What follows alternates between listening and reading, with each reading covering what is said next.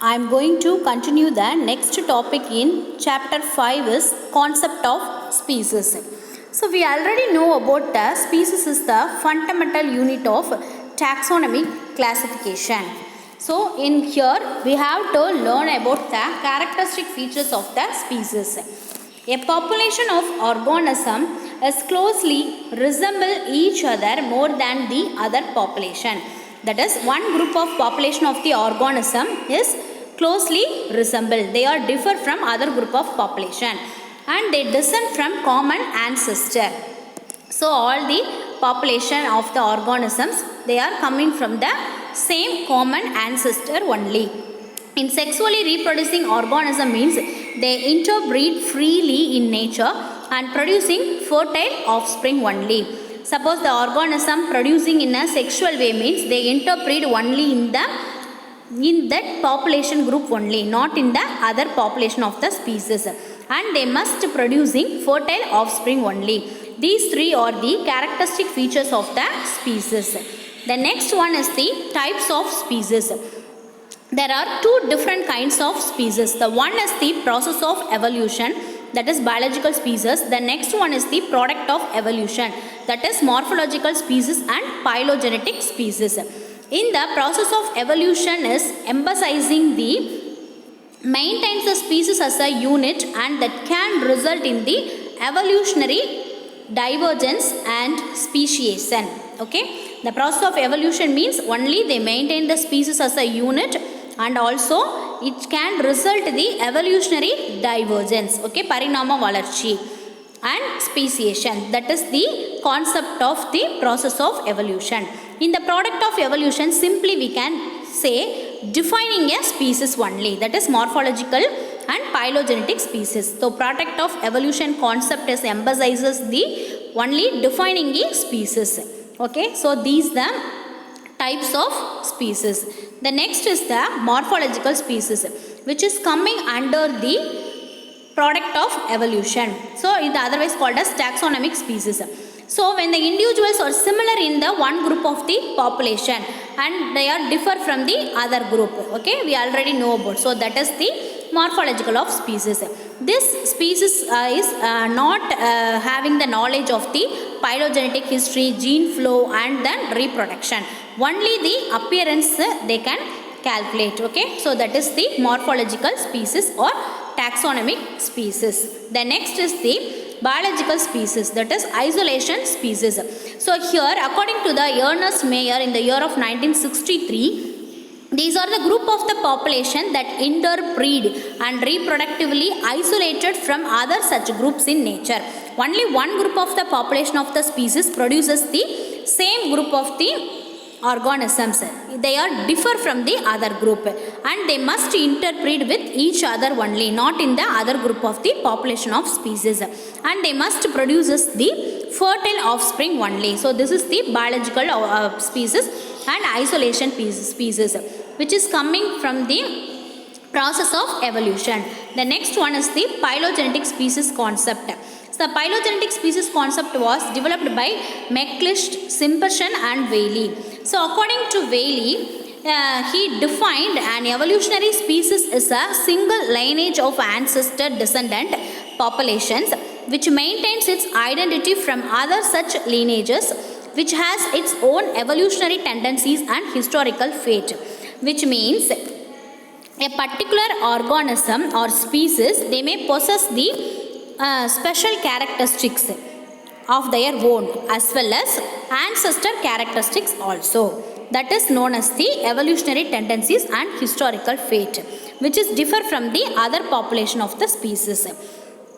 So என்னென்னா ஒரு organism வந்து எவல்யூஷனரி சேஞ்சஸில் வந்திருக்கும் போது அதனுடைய தனித்துவமான கேரக்டரிஸ்டிக்ஸோட ஆன்செஸ்டர் கேரக்டரிஸ்டிக்ஸும் சேர்ந்து இருக்கும். ஸோ அதை தான் வந்து நம்ம வந்து evolutionary tendency of the organism and historical ஃபேட்டுன்னு சொல்லுவோம்.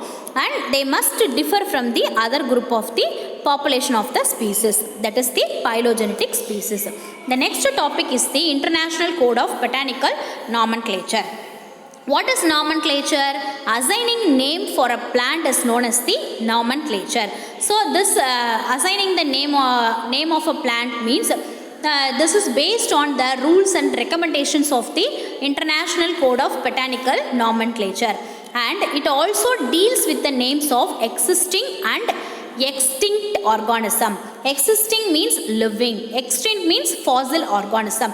So ICBN deals with both the names of existing and extinct organism.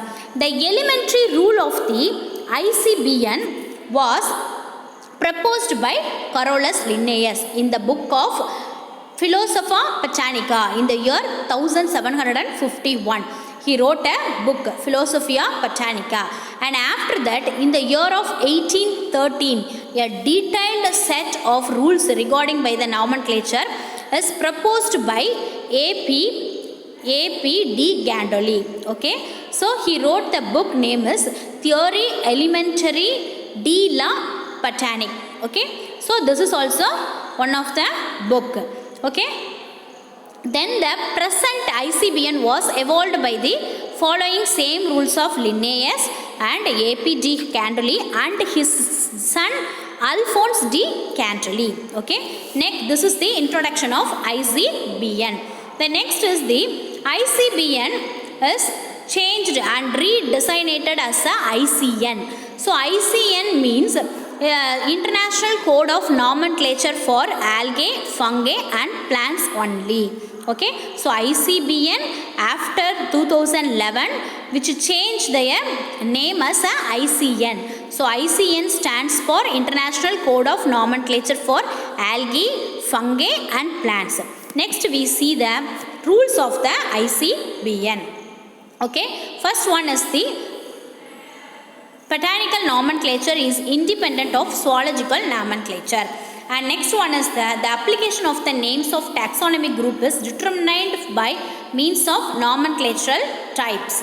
Okay, the nomenclature of a taxonomic group is based upon priority of publication only. Okay, so what is the principles means? For I already know about botanical nomenclature is independent from the zoological nomenclature, and also they give the nomenclature type means the type the group is based upon only the priority of the publication, where in which year and when the time. Okay, so all the one is calculated. The next one is the each taxonomic group, example family, genus and species or species can bear only one correct name only. Okay, not in the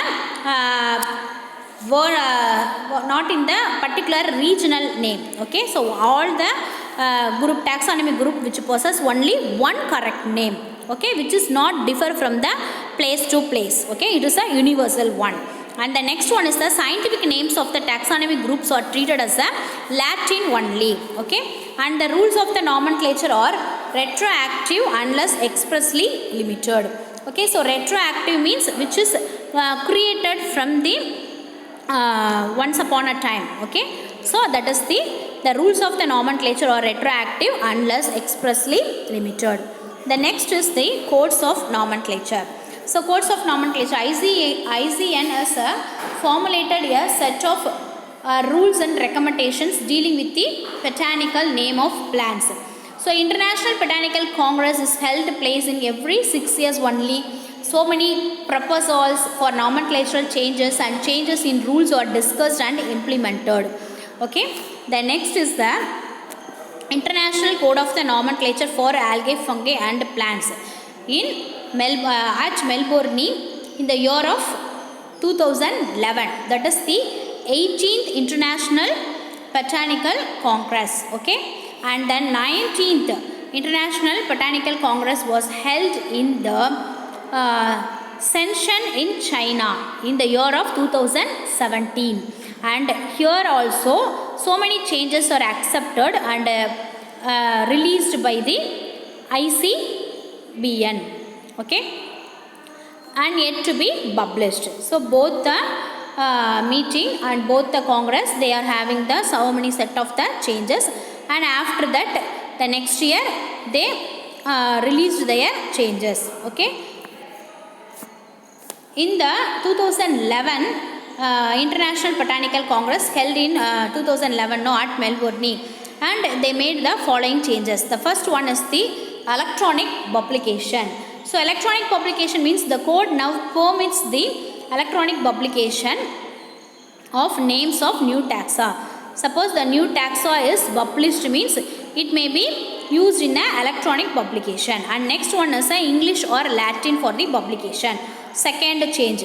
So Latin diagnosis and descriptions is not mandatory, okay, and it allows or permits the use of the English or Latin for the publication of the new name of the taxonomy group of the species. Okay, the next one is the one fungus one name and one fossil one name. It's a very important changes. The concept of the anamorph and gelomorph for fungi and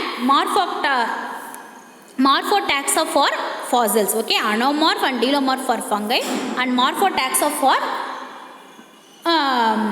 fossils. Okay, so they have been eliminated. Why means to avoiding the different names and avoiding the confusions.